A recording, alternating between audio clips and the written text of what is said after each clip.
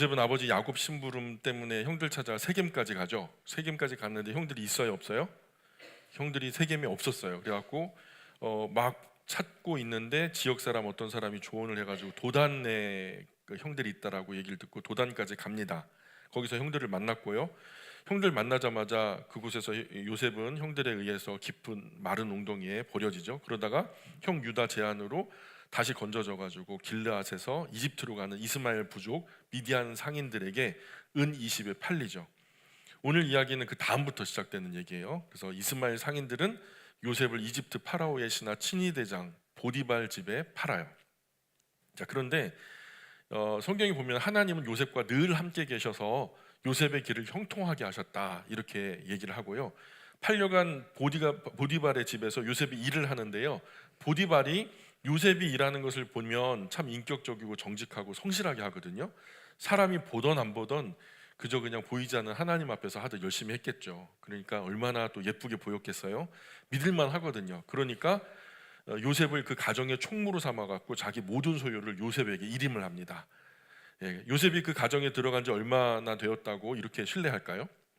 얼마 안 됐을 거예요, 그죠? 그 기간이 얼마 지나지 않았을 텐데 성경에 중요한 단서가 있어요. 들어간 지는 얼마 안 됐지만 왜 그가 그렇게 큰 신뢰를 얻는가? 왜 그렇게 큰 신뢰를 얻겠어요? 그 구절에 이렇게 나와요. 그의 주인이 여호와께서 그와 함께 하심을 보며 또 여호와께서 그의 범사에 형통하게 하심을 보았다. 요셉의 삶을 통해서 하나님을 보았고 또 보았다. 요셉의 삶을 통해서 하나님이 그와 함께 하심을 보았고 또 보았다. 요셉의 삶을 통해서 하나님이 그를 범사에 도우시는 것을 보았고 또 보았다. 요셉이 잘한 부분도 있어요, 그렇죠? 그러나 하나님께서 요셉과 함께 하심으로 그들에게 보이는 요셉이 참 믿음직하게 듬직하게 보이도록 역사하신 거죠.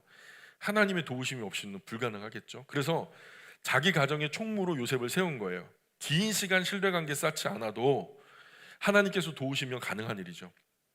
보디발이 요셉에게 자기 집 모든 소유를 맡긴 그때로부터 자기가 먹는 음식 외에는 아무것도 간섭하지 않았어요. 오늘 점심에는 내가 청국장을 좀 먹고 싶다라든가 오늘 저녁에는 좀 소고기 좀 구울까 뭐 이런 것 외에는요, 나머지는 다 요셉에게 일임을 하는 거예요. 그러니까 믿을만 하니까 하나부터 열까지 알아서 잘해요. 그러니까 요셉을 전적으로 신뢰하고 뭐 먹고 싶다 이런 것만 좀 따로 얘기를 했다는 거죠. 이제 곧 청년이 되는 요셉이요, 그 용모가 얼마나 준수한지 성경에서도 극찬을 해요.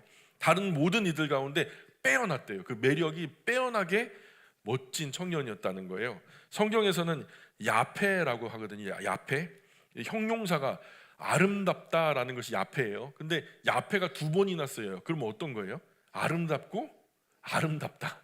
이렇게 요셉이 정말로 용모가 아름답고 아름다웠다 이렇게 성경이 말해요. 이 정도로 대단한 매력을 가지고 있으면 사람들이 가만히 둬요, 안 둬요?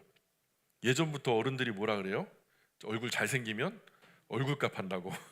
요셉이요, 잘생겨갖고 하나님 앞에 성실하게 진실하게 하니까요. 근데 이게요, 요셉만 잘한다고 되는 게 아니고요, 요셉을 바라보는 사람들이 눈독을 들여요. 그래서 아니나 다를까 보디발의 아내가, 자기의 이제 주인의 아내가 요셉에게 늘 눈독 들이고 있는 거예요. 호시탐탐. 늘 어느 날 잡아먹기 딱 좋은 그날에 요셉을 유혹합니다. 나에게 들어와 동침하자는 거예요. 요셉, 넌 들어와. 넌 내 거니까 내가 알아서 하는 거야. 들어와. 요셉이 거절해요. 주인님은 이 집안 모든 소유를 저에게 아무런 제약 없이 다 제 손에 맡기셨습니다. 이 일에 대해 이 집에서 저보다 더 큰 권한을 가진 사람은 없습니다. 또 주인님은 아무것도 저에게 금하지 않으셨습니다. 그래서 저는 지금까지 주인님의 집안 일을 맡아 누구의 간섭도 받지 않고 이렇게 성심껏 열심히 일해올 수 있었습니다. 그러나 주인님께서는 저에게 당신까지 맡기시지는 않았습니다. 당신은 주인님의 아내가 되십니다. 그런데 제가 어찌 당신과 잠자리를 할 수 있겠습니까? 또 하나님께서 바라보고 계시는데 어찌 그런 큰 죄가를 범할 수 있겠습니까? 저는 전혀 그럴 수 없습니다 하면서 거절을 한 거예요. 그러나 보디발의 아내는 매일 요셉에게 그냥 그 이후로도 계속해서 잠자리를 하자고 계속 추파를 던지는 거예요. 그러니까 요셉은 들은 채도 하지 않고 오히려 또 그녀와 단둘이 있는 자리를 피하는 거예요. 뭔가 마주치거나 같이 있게 되는 자리를 피하는 거예요. 그러던 어느 날 요셉은 일 때문에 어쩔 수 없이 보디발의 집 안 내실까지, 쉽게 말해서 안방, 침실까지 들어갈 수밖에 없는 상황이 생긴 거죠. 아마 보나마나 보디발의 아내가 그런 상황을 만들었을 거예요. 자, 마침 그 집안에는 아무도 없었고요. 그냥 마침 없었겠어요? 우연히? 그러진 않았을 거라고 봐요. 오직 요셉과 보디발의 아내만 있는 상황이 된 거예요. 보디발의 아내는 이때다 싶어갖고 요셉에게 달려들어요. 그냥 전에는 나와 잠자리를 하자 이 정도가 아니었고요. 이때는 액션이 들어가요. 요셉의 옷을 벗기는 거예요. 왜냐하면 전후 그 정황을 보면 적극적으로 보디발의 아내가 요셉의 겉옷을 벗기는 거예요. 그러면서 자기 옷을 벗고요. 나와 잠자리를 하자 하면서 요셉의 옷을 벗기려고 붙잡고 늘어지는 거예요. 그래서 요셉은 완강하게 그 손길을 뿌리치고요. 뿌리치다 못해 바깥으로 도망쳐 나옵니다. 너무 급하게 강하게 뿌리치고 나오다 보니까 요셉이 경황이 없어서 겉옷이 보디발의 아내 손에 벗겨진 채로, 겉옷을 챙기지도 못한 채로 속옷만, 그때 당시 고대의 속옷이니까 기저귀 같은 속옷 하나 있겠죠. 그 속옷 하나만 걸친 채로 그냥 막 창피하게 뛰쳐나온 거죠. 보디발의 아내가 어땠겠어요? 겉옷을 쥐고 있는데, 그 보디발의 아내면 파라오의 군대 그 친위대장이에요. 파라오의 친위대장 정도 되면은 권력이 세요, 약해요? 그 권력이 센 사람이 아내를 골랐단 말이에요. 그럼 예뻤겠어요? 안 예뻤겠어요? 그냥 예쁜 게 아니라 그래도 이집트에서 빠지지 않는 미녀를 골랐을 거란 말이에요. 여태까지 자기가 이렇게 눈짓만 하면은 남자들이 다 설설 녹았겠죠. 뭐 나름대로 자기의 한미모하는 그것 때문에 남자들이 그냥 그렇게 아주 그냥 나는 10분 만에 남자를 꽂을 수 있어, 이 정도의 자부심 없었겠어요? 그런데 이 종놈이요, 이 천한 종놈이 자기의 추파를 거절하는 거예요. 자존심 상해요, 안 상해요? 상해요, 안 상해요? 화가 나요, 안 나요? 지가 뭐라고 내 추파를 거절해? 이게 일개 노예가 노골적으로 되시하다가 퇴짜를 맞았으니 이 사모님이요, 보디발의 아내는 자존심도 상하고 속된 말로 쪽팔리기도 하고 그 모든 당황이 분노로 바뀌는 거예요. 저놈 내가 가만히 두나 봐라. 내가 그렇게 그냥 이쁘다 갖고 봐줬더니만 안 되겠는데 하면서 악한 꼼수로 요셉에게 복수를 하려고 해요. 갑자기 막 큰 소리로 소리 지르면서 와 소리를 지른 거죠. 그것도 연극이에요, 연극. 큰 소리를 지르면서 집안에서 일보는 종들이요 깜짝 놀라가지고 막 사모님한테 달려온 거예요. 뭔 일이에요, 뭔 일이에요 하면서 막 달려온 거죠. 야 이놈들아, 빨리 와서 이것 좀 봐라. 우리 주인께서 우리 집에다 데려다 놓은 이 히브리 종놈이 나를 강간하려고 했다. 그놈이 갑자기 내 방으로 뛰쳐들어와서 나를 덮치려고 하는데 내가 냅다 비명을 질러댔더니 이렇게 겉옷 벗어놓고 도망쳐버렸다. 봐라, 여기 그놈의 옷이 여기 내 손에 있지 않냐. 이 말을 전해 들은 보디발이요 대노를 하죠. 대노를 해요. 요셉을 믿고 온 가정 전 재산 맡겼는데 어떻게 이럴 수가 있나. 그래서 보디발은요 요셉을 잡아 감옥에다 집어넣어요. 그곳은 왕의 죄수들을 가두는 곳이었죠. 요셉은 이렇게 감옥에 갇히는 신세가 되었어요. 여기서 의구점이 하나 생겨요. 보디발이 정말 몰랐을까요? 보디발이 정말 몰랐을까요? 제가요 이것을요 성경 안에서 찾아냈어요. 저는 알았을 거라고 봐요. 세 가지 부분에서 그런 추측이 가능한데, 첫 번째는요 사람이 살아온 결을 통해서 알아요. 요셉이 여태까지 그런 일이 있었어요, 없었어요? 그 친구가 이 집안에 들어온 이후로 여태까지 한결같았기 때문에 주인의 인정을 받았고 동료들에게도 뭔가 성실하고 진실함이 증빙됐다라고 저는 봐요.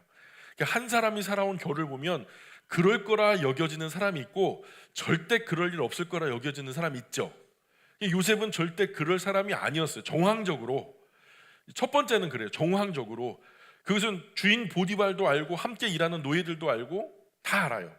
두 번째, 그 주인 보디발이요 요셉을 직결 처형하지 않았어요. 노예 신분에요 친위대장의 아내를 강간하려고 했다? 노예는 그때 당시 소유물이었기 때문에요 그 소유물을 없이 한다 해도 문제가 되지 않아요. 이 정도 사안이면 여러분 같으면 어때요? 그런 권력이 있고 이 놈이, 내가 특별히 살펴주고 애정을 줬던 이 놈이 배신을 하고 내 아내를 건드려? 그럼 어떨 것 같아요? 100번 죽죠. 원래 이 정황 자체는요 그냥 요셉이 직결 처형돼도 이상하지 않은 상황이에요. 노예가 주인 아내를 강간하려 했다? 그럼 바로 죽여도 상관없던 시절이에요. 감옥도요, 아주 노예들이 감옥 보낸 거 아니에요. 인권도 없고 그냥 거기서 그냥 살다가 죽어도 돌아보지 않는 그런 노예들의 감옥에 갇힌 게 아니고요, 비교적 고급 감옥으로 왕을 섬기는 신하들, 왕을 섬기는 신하들은 어떤 사람들이에요? 귀족들이죠. 귀족들이 갇히는 특별 감옥에 요셉을 가둔 거예요. 그리고 세 번째로, 감옥 안에 갇힌 요셉이요, 보디발과 교류가 있었겠어요, 없었겠어요? 이런 정도의 정황이면 보디발이 요셉을 다시 볼까요, 안 볼까요? 예? 정상적이면 요셉 얼굴 보고 싶어요, 안 보고 싶어요? 안 보고 싶죠. 근데 이후로도요, 긴밀하게 요셉과 연결돼 가지고 교제를 나눠요. 요셉과 친위대 대장 보디발은요, 계속 친밀한 관계를 유지하고 있어요. 40장 4절 보실래요? 여러분 성경책 보세요. 40장 4절. 40장 4절에 한번 읽어볼까요? 시작.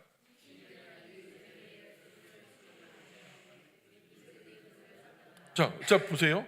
어떤 분은 이 친위대장이 그 친위대장이 아닐 수도 있다. 여기서 이 보디발 친위대장이 아니라 다른 친위대장일 수 있다 따지더라고요. 근데 성경 안 읽어보셔서 그래요. 성경을 읽어보면 40장 7절에 또 나오거든요. 40장 7절 보세요. 자, 읽어볼까요? 시작. 그 주인의 집에, 그 주인이 누굴까요? 친위대장. 친위대장이 누구죠? 보디발을 말하는 거예요. 여기 친위대장은 전 주인 친위대장 맞아요. 그 맞아요, 아니에요? 맞아요. 전주인 보디발은요, 요셉의 무고함을 알았고 요셉에게 큰 해가 되지 않는 방향으로, 그러나 자신의 명성이나 입지도 손상되지 않도록 조치한 거예요. 만약에 여기서 아내가 그런 혐의가 있는 사람이기 때문에 내쳐봐요. 그러면 친위대장의 아내가 그냥 종 건드리다가 그냥 누추한 상황 됐다고, 그러면 자기의 지위와 명예와 그게 다 어떻게 돼요? 나름대로 군사인데, 군인이잖아요. 군인은 명예가 굉장히 중요하잖아요. 그러니까 거기에 손상되지 않으려면 그래도 요셉이 누명을 쓰고 나가는 게 그림은 아름다운 거예요. 가장 이상적인 거예요. 그런데 요셉은 마음이 좋아요, 나빠요? 아니, 나쁜 거예요. 기분 나빠요. 여러 이유로 주인도 보디발도 요셉의 무고함을 잘 알았을 거예요. 노예들 몇 불러다가 다그치며 물어보면 다 알 수 있는 일이죠. 그 평소의 평판과 행동의 결을 보면 금방 알 수 있죠. 그런데 보디발이요, 당신이 꼬리 쳤지? 그래봐요, 위신 서겠어요? 보디발에게 요셉은 정말 놓치기 아까운 특별한 선물 같은 사람이었어요. 그에게는 선물처럼 다가온 하나님의 복이었죠. 이 악한 아내를 둔 탓에 눈물을 머금고 대외적인 이미지를 생각해서 요셉을 그렇게 떠나 보낸 것 같아요. 한 책에서 읽은 실제 있었던 일이거든요. 근데 오래전에 한 교회에서 권사님의 딸이요, 그 청년이었는데 갑자기 배가 불러와요. 처녀가 배가 불러오면은 곤란해요, 아니면 당연한 거예요? 곤란한 거죠. 엄청 난리가 난 거죠. 자초지종을 들어보니까 뱃속 아기의 아빠가요, 담임 목사님이라는 거예요. 그래갖고 그날로 목사님은 면직되고요, 그 교회에서 출교 처분돼가지고 쫓겨났어요. 그리고 아기가 태어나니까 목사님은 그 아기를 갖다가 자기가 이제 안고서 저 강원도 깊은 산골 탄광촌으로 들어가고 동양젖을 먹이면서, 낮에는 탄광에서 일하고 다른 아주머니한테 부탁을 드리고, 그렇게 그냥 어렵게 아이를 갖다가 한 3, 4년 키운 거죠. 그런데 몇 년이 지나고서 목사님이 그 면직돼 가지고 떠나온 교회 집회가 열렸어요. 근데 그 집회에서 이 청년이요, 여자 청년이요, 성령의 충만함을 경험해요. 그러면서 그냥 막 회개가 터져 나오고 양심 고백을 한 거죠. 그리고서 과거 몇 년 전에 그 아기 아빠가 담임 목사님이라고 말했는데 사실은 담임 목사님이 아니고 뭐 안수 집사님이었다고 얘기를 한 거예요. 당시 목사님을 면직하고 막 출교 처분했던, 그 쫓아냈던 장로님들하고 중직분들하고 난리가 난 거예요. 이거 어떡하냐. 그래갖고 결론이요, 의논해 보니까 다시 목사님을 모셔오자는 거예요. 그렇게 물어 찾아가니까 강원도 산골 깊은 탄광 마을에서 시커멓게 탄가루 뒤집어 쓴 채로 갱도에서 나오는 목사님과 마주친 거예요. 거기서 이제 그 장로님들하고 중직자들 다 무릎을 꿇고 백배 사죄하고요, 왜 그때 자기 아기가 아니면서도 그 아니라고 말도 안 하고 변명도 안 하고 그렇게 아기 안고 이곳까지 왔냐고, 왜 그러셨냐고, 억울하면 억울하다고 말을 했어야지. 목사님 말해요. 내가 아니라 하면 교회 안에 두 영혼이 쉽게 회복될 수 없는 큰 상처를 받고 쫓겨나게 될 텐데, 그들이 그렇게 되느니 내가 혼자 이렇게 되는 편이 낫다고 생각했다고. 그래서 이렇게 해놓으라고. 장로님들하고 중직들은요 백배사제하고 목사님을 다시 담임 목사님으로 추대를 합니다. 그리고 몇 년 더 목회를 하고 그분이 은퇴하고 올라가 될 때까지 지극정성으로 목사님을 모셨다고 해요. 간혹 이렇게 억울함이 풀리는 일도 있지만요, 많은 경우에 실제로 7계를 범하는 목사님들도 많아요. 실제로 7계를 범하는 목사님들이 많아요. 또 더 많은 경우에요, 무고하게 억울한 누명을 쓰고 교회에서 쫓겨나는 목사님도 많고요. 요즘 같으면은 유전자 검사하면 끝이죠. 간단해요. 근데 과거는 그러지 않았단 말이에요. 과거 시절에 그렇게 억울한 일들이 많았다고 그래요. 그래서 밝혀지지 않았더라도 괜찮아요. 요셉이요, 가장 급박한 유혹의 순간에 어떤 말을 하죠? 가장 급박한 순간, 현대어 성경에 보면 이렇게 번역돼요. 하나님께서 바라보고 계시는데 내가 어찌 그런 죄를 지을 수 있겠습니까? 그럴 수는 없습니다. 이렇게 말해요. 누가 보시죠? 하나님이 보시죠. 누가 신원하실까요? 결국 하나님이 신원하실 거예요. 하나님이 아시죠. 그리고 반드시 신원하시죠. 이 땅에서 밝혀지지 않으면 하나님의 나라 심판대에서 100% 투명하게 밝혀질 거예요. 차라리 이 땅에서 망신당하는 게 낫지, 하나님 심판대 앞에 가면요, 거기서 밝혀지면 존재했고 존재하며 존재할 모든 존재 앞에서 개망신당할 텐데 괜찮겠어요? 그곳에서 밝혀지면 죄에 따른 벌도 엄청날 텐데 괜찮겠냐고요. 차라리 여기서 개망신 당하고 말지. 내 지인들 뭐 기껏해야 뭐 1,200명 됩니까? 요셉은요 정말 억울한 누명을 쓰고 무고하게 왕의 제수들이 갇히는 감옥에 갇힙니다. 요셉은 감옥에 갇혔지만 그곳에서도 여호와 하나님은 요셉과 함께 하시죠. 거기서 성경에 그렇게 직접적으로 기록되고 있어요. 그곳에서도 내가 그 요셉과 함께 하셨다고. 그래서 하나님은 그 감옥 안에서도 요셉에게 큰 헤세드, 인애, 자비로 함께 하셨다. 자비를 베푸셨다. 그래서 그곳 감옥을 관리하는 간수장에게 큰 은혜를 입게 하시죠. 간수장이요 옥중에 거하는 모든 죄수들을 다 요셉의 손에 맡기고요, 그 재반 모든 사물을 요셉에게 처리하게 해요. 요셉은 갇혔으나 그 안에서 자유한 사람이 된 거죠. 간수장은 요셉에게 맡긴 것은요, 그 요셉의 손에 맡긴 것은 무엇이든지 다시 돌아보지 않아요. 왜냐하면 신뢰가 가거든요. 틀림없이 해놓을 거거든요. 그래서 그만큼 믿고 신뢰할 만한 사람이라고 여겼던 거죠. 이 짧은 시간 안에 어떻게 이런 큰 신뢰를 얻을 수 있을까요? 여러분 말해보세요. 어떻게 그런 큰 신뢰를 얻을 수 있었을까요? 뭐요? 하나님이 함께 하셔서. 여러분 하나님이 함께 하셔서 그렇게 주무시고 계신 거예요? 그렇게 마음이 편안하세요? 자, 우리 볼까요? 39장 23절 보세요. 자, 39장 23절 같이 읽어봅니다. 시작.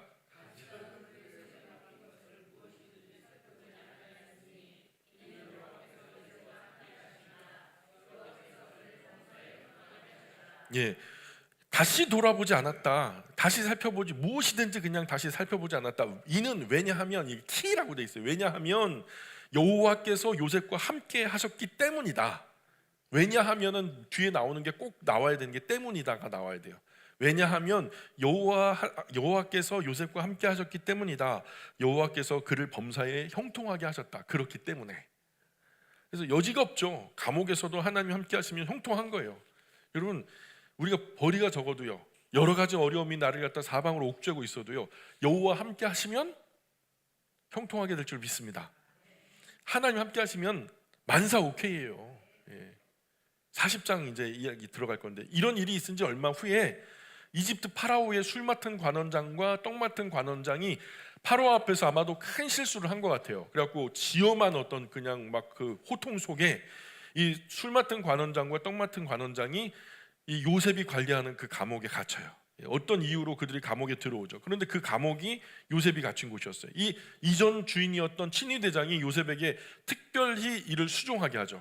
자, 이게 또 특이해요. 이 또한 전 주인의 요셉에 대한 큰 배려였어요.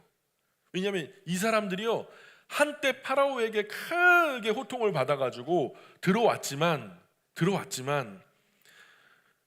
파라오의 처벌이 오래가지 않을 거라는 거 알아요. 사명복권될 거라는 걸 알아요. 왜냐하면 빵도 그렇고요, 술도 그렇고요, 취향이 있거든요. 왕도요, 파라오도요, 입이 궁금해지면 좀 찾지 않겠어요, 다시? 그래서 입이 무서워요. 한 맛에 길들여지면은요 병이 날 정도로 집착을 한다니까요. 전도사님 그렇죠. 해외에 나가면은 사람들이 몸살을 앓는데요. 제가 아는요 이모 교현 선교사님이란 분이 계세요. 우리 영광교회 출신인데요. 중국에서 선교사 활동 한참 하실 때요 김치 때문에 부부싸움을 했대잖아요. 김치 때문에 사모님이 김치 먹고 싶어서. 우리 저 얼마 전에 왔던 저 티국의 노 무슨 선교사님 있잖아요. 그분은요 부부간에요 김치 먹고 싶어서 손잡고 같이 울었대요.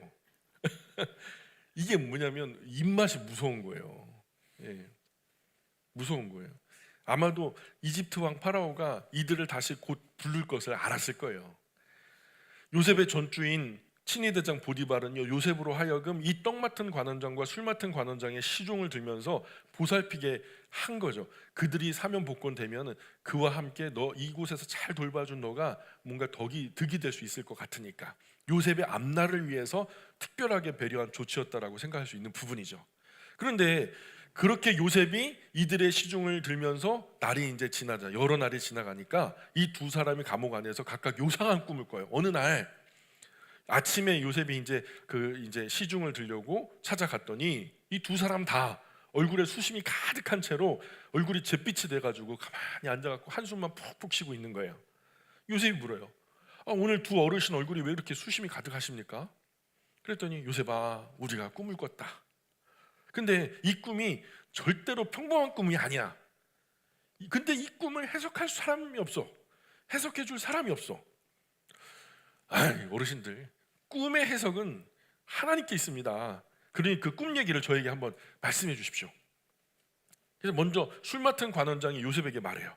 내가 꿈을 꿨는데 내 앞에 한 포도나무가 있었어. 근데 그 나무에 세 가지가 쫙 뻗어져 나가더니 그런데 곧 싹이 나고 꽃빛이 피고 포도송이가 아주 그냥 탐스럽게 주렁주렁 열리는 거야. 그래서 내 손에서 파라오의 잔이 있기에 내가 그 포도를 따가지고 즙을 짜가지고 파라오 잔에 채워서 파라오 손에 들려드렸어. 그게 꿈이야.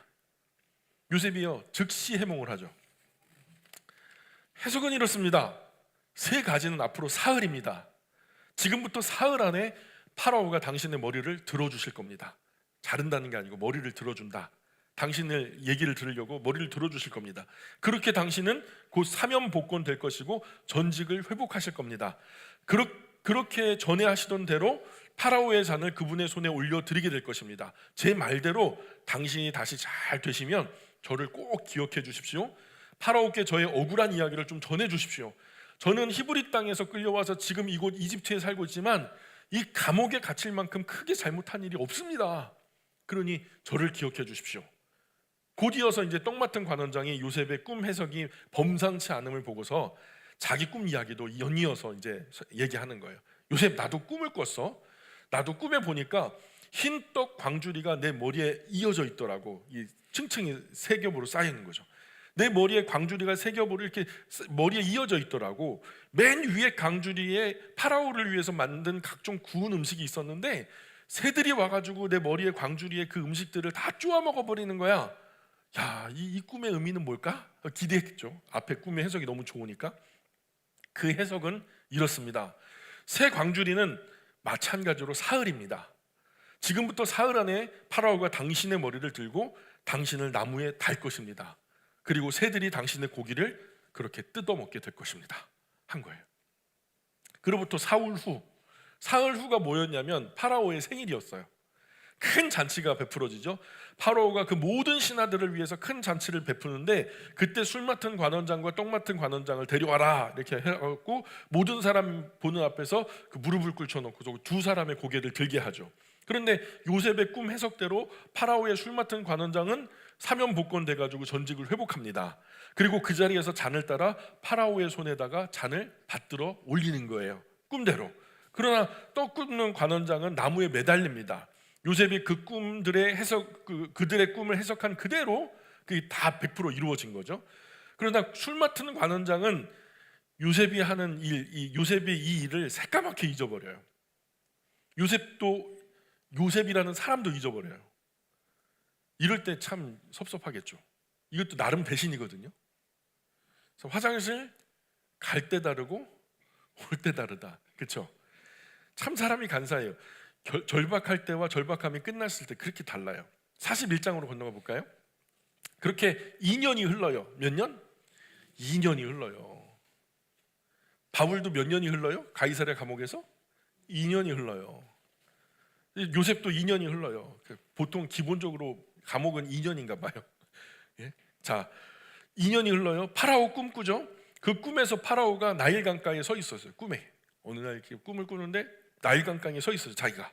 그런데 나일 강에서 살찌고 튼튼한 7마리 암소가 나일 강가로 이렇게 올라오는 거예요.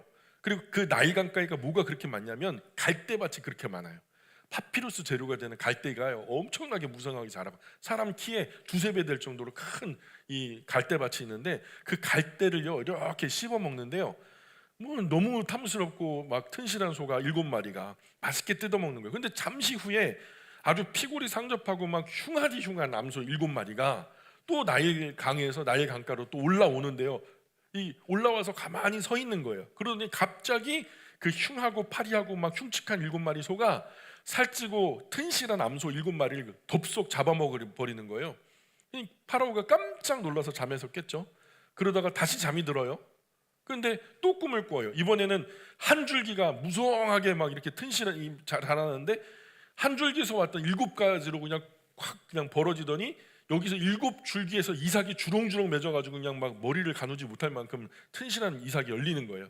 곧이어서요 가늘고 막 그냥 동풍에 빼짝 말라서 마른 쭉정이 같은 7 이삭줄기가 쫙 나오더니요 무성하고 튼실한 7줄기 이삭을 갖다 성큼 이렇게 삼켜버리는 거예요. 파라오가 깜짝 놀라서 또 잠에서 깨요. 이게 2번이나 이런 꿈을 꾸고 나니까 파라오가 아무리 생각해도 이게 범상치 않은 꿈이라 그래서 고민이 되고 큰 근심이 되는 거예요. 그래서 이집트 안의 모든 점술과 지혜자들을 다 한 자리에 모은 거예요. 와라, 다 모아라. 그래갖고 다 모은 거예요. 그리고서는 이 꿈을 갖다가 말해요. 그리고 해석을 해라. 근데요 이 파라오의 꿈을 한 사람도 해석을 못하는 거예요. 이때 갑자기 술 맡은 관원장이 머리를 갖다 번쩍하고 스치는 어떤 사람이 있죠. 누굴까요? 요셉이 떠오른 거예요. 누가 떠오르게 하셨을까요? 하나님이요. 그대로 달려가가지고 파라오에게 아뢰요. 제가 전에요 파라오께 지었던 죄를 기억합니다. 파라오께서 저희들에게 노하셔서 저와 떡 굽는 관원장을 친위대장 집에 가두셨습니다. 그때 저와 그가 하룻밤에 각각 특이한 꿈을 꿨습니다. 그런데 그 꿈들이 절대로 평범한 꿈이 아니었습니다. 그래서 고민하고 근심하던 차에 그곳 친위대장 집 종된 한 히브리 청년이 우리와 함께 있기에 우리가 그에게 우리가 꿈꾼 꿈을 말해 주었습니다. 그런데 그 청년이 우리의 꿈들을 밝히 해석해 주었습니다. 그런데 그 청년이 해석한 대로 파라오께서 아시는 바대로 저는 사면복권 되었고 그는 매달렸습니다. 파라오가 말하죠. 당장 그를 부르라. 예, 그죠? 친위대장 보디발도 파라오의 명령이 급하고 막 지엄하다 보니까 절차 없이 그냥 당장 요셉을 그냥 파라오 앞으로 데려오는 거예요. 대충 옷만 입히고 말이에요. 요셉은 수염을 급하게 깎고 단정하게 옷을 입고 파라오 앞에 들어가죠. 파라오가 말해요. 내가 한 꿈을 꾸었다. 그러나 온 나라 안에 이 꿈을 해석할 사람이 없네. 내가 들어보니까 너는 꿈을 들으면 능히 푼다더구나. 그랬더니 요셉이 대답해요. 제가 아니라요. 제가 섬기는 저희 하나님께서 파라오에게 편안한 대답을 주실 겁니다. 그리고 파라오가 요셉에게 그 꿈을 말하죠. 꿈에 내가 나일 강가에 서 있었다. 그런데 살찌고 튼실한 7마리 암소가 나일 강가에 올라와서 갈대밭에 갈대를 실컷 뜯어먹고 있는데 그 뒤에 악하고 흉하고 파리한 7 암소가 올라온 거야. 그런데 내가 이때까지 이집트 안에서 이런 처참한 암소를 본 적이 없을 만큼 흉하고 삐쩍 마른 그런 것들이었단다. 근데 곧 그 흉하고 마른 것들이 앞서 올라온 살찌고 튼실한 암소 7마리를 다 잡아먹어버렸어. 그러나 먹었지만 먹은 것 같지 않아. 또 그냥 배가 홀쭉한 거야. 신기하지? 왜냐하면 여전히 삐쩍 말라서 흉하고 말라서 내가 곧 잠에서 깼어. 그러다가 또다시 잠이 들어서 또 꿈을 꾸었지. 그런데 이번에는 한 줄기에서 튼실한 7줄기의 이삭이 나오더니 곧 후에 동풍에 삐쩍 마른 7 이삭이 올라와가지고 그 튼실한 7줄기 이삭을 다 삼켜 먹어버리는 거야. 그렇게 잠에서 깨어서 이 범상치 않은 꿈에 대해서 이집트 모든 점술가와 현자들에게 내가 해석을 바랬건만 아무도 그것을 나에게 풀어서 설명해 주는 놈이 없었어. 한 놈도 없네. 그랬더니 바로 요셉이요 거기서 직답을 하죠. 파라오, 당신의 꿈은 하나입니다. 두 개, 얼핏 보면 두 개 같죠? 사실은 하나의 꿈입니다. 하나님께서 그분께서 반드시 하실 일을 파라오께 보여주는 것입니다. 7 좋은 암소는 7해요. 7 좋은 이삭도 7해, 7년을 말하는 거예요. 7년. 좋은 7 암소는 7년이요 7 좋은 이삭도 7년을 말합니다. 그 후에 올라온 파리하고 흉한 소는 7년이요 또 동풍에 말라 속에 빈 쭉정이 7 이삭 줄기도 7년을 말하는 것입니다. 제가 파라오께 하나님께서 그분이 하실 일을 파라오 당신께 보이신다는 말이 바로 이 말입니다. 이제 앞으로 온 이집트 땅에 7해 동안 7년 동안 큰 풍년이 있을 것입니다. 그러나 그 후 곧 이어 7해에 7년 동안 큰 흉년이 찾아올 것입니다.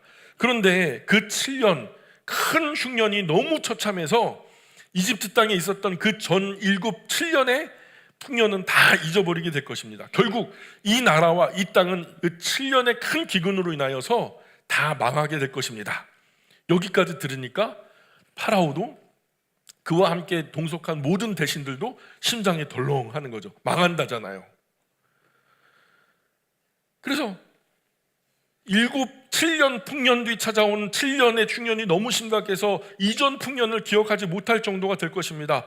파라오께서 이런 같은 의미의 꿈을 2번 겹쳐 꾸신 것은 하나님께서 이 일을 반드시 시행하기로 결정하셨기 때문입니다. 하나님께서 속히 이 일을 시행하실 겁니다. 하여 이제 파라오께서는 명철하고 지혜 있는 사람을 선택하셔야 할 것입니다.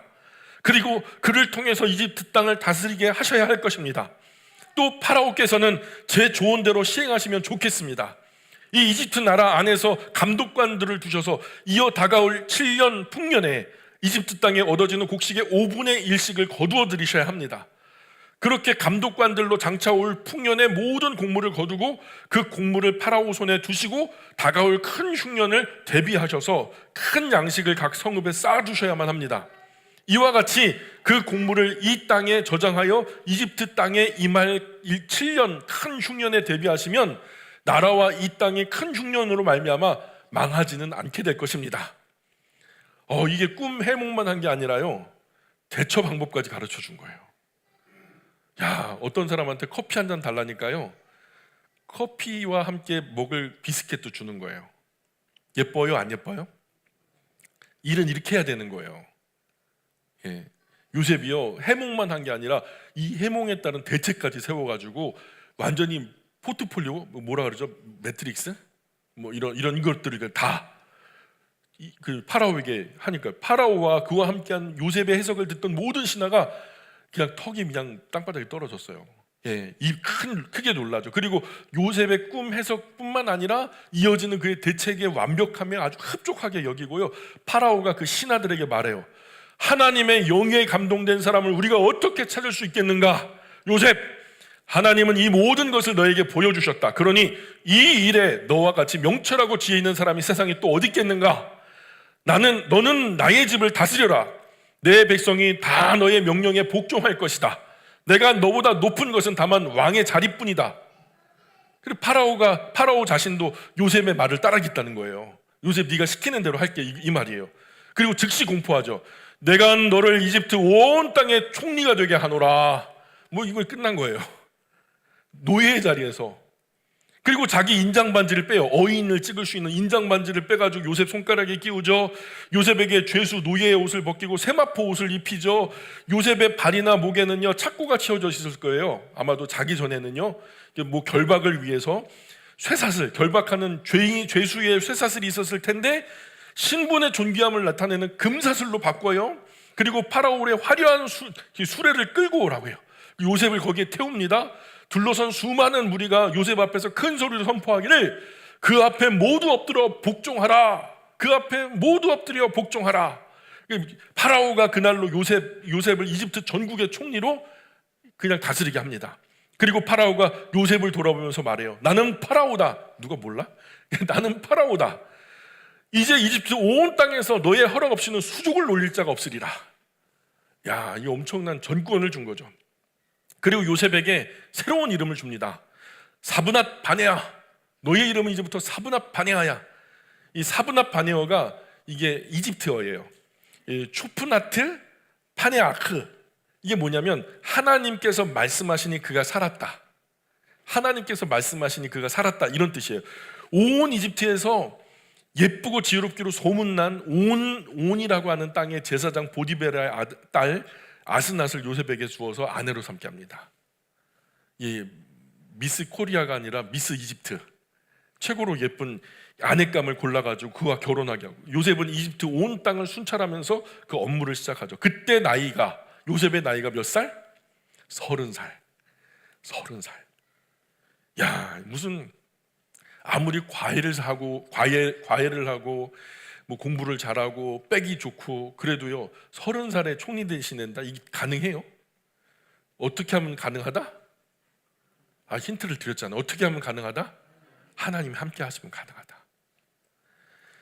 그죠? 요셉이 이집트 온 땅을 순찰하는데요, 그 꿈 해석대로 유례 없던 풍년이 막 매해 이제 지속되는 거죠. 요셉이 그 7년 동안에 곡식 5분의 1을 거두어서 각 성에 저장하기 시작하죠.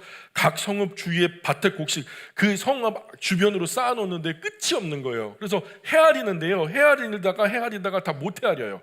야, 이거는 사람이 셀 수 없는 숫자야. 헤아리다가 포기했다는 거예요. 한이 없는 거죠. 그래서 흉년이 들기 전에 요셉이 이제 또 아스낫에게, 그 아내 아스낫에게 두 아들을 낳아요. 장남이 나왔는데 그 이름을 메나세, 이 이름이 잊어버리게 하셨다 하면서 요셉이 첫 아들 므낫세를 낳고서 잊어버리게 하셨다라는 이름을 짓고 뭐라고 말하면, 하나님께서 내가 지금까지 겪은 모든 고통을 잊게 하셨다. 또 우리 아버지 집에서 얻었던 상한 마음을 다 내려놓게 하셨다. 그리고 차남이 이제 또 나와요. 둘째 아들이 나왔는데 이름을 에프라임이라고 짓죠. 그리고 두 배의 땅이라고 이름 짓어요. 그래서 뭐라고 말하냐면, 두 배의 땅이라는 둘째 아들의 이름을 짓고서는 하나님은 고통스럽게 지내던 이 땅에서 나에게 두 아들을 주셨다 하면서, 그래서 곧 이집트의 7년의 큰 풍년이 끝나고 요셉이 말한 그대로 흉년이 이제 시작되죠. 이게 몇 년가요? 7년. 이집트 주변 여러 나라는 이미 큰 기근이 시작됐고 먹을 것이 희귀해지기 시작했죠. 그러나 이집트 땅에서는 먹을 것이 있었어요. 곧 이집트 온 땅이 굶주리게 됐죠. 온 백성이 파라오에게 몰려와요. 양식 좀 나눠주세요. 나 먹을 것이 없습니다. 그 파라오에게 말해요. 파라오가 뭐라 하면요, 야, 요셉에게 가가지고 그가 너희에게 이르는 대로 그냥 하기만 하면 돼. 요셉에게 가, 나한테 오지 마. 이집트 사방팔방 온 사면의 기근과 굶주림이 점점 심각해지지만 요셉이 각 성 모든 창고를 열어서 이집트 백성에게 팔기 시작합니다. 이집트 백성은 물론이고 이집트 사면의 여러 나라 백성들도 양식을 사려고 요셉을 찾아와서 고개를 조아리죠. 먹을 것 좀 주세요 하면서요. 이집트뿐만 아니라 중근동 일대 엄청난 기근으로 온 세상이 큰 어려움에 빠졌어요. 자, to be continue. 다음 장은 다음 시간에.